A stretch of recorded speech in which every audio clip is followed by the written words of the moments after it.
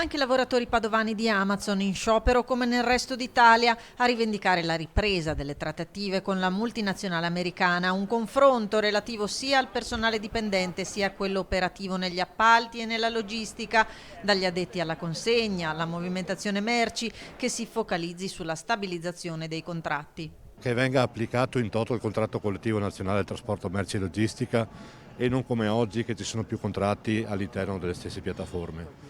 Seconda cosa, quello che ci interessa è dare una garanzia a quei lavoratori precari che stanno lavorando con contratti a termine, che abbiano un futuro. Denunciano eccessivi carichi e orari di lavoro da cui sono gravati specie nell'anno della pandemia che con le chiusure a zone ha inevitabilmente fatto crescere esponenzialmente la via del commercio online.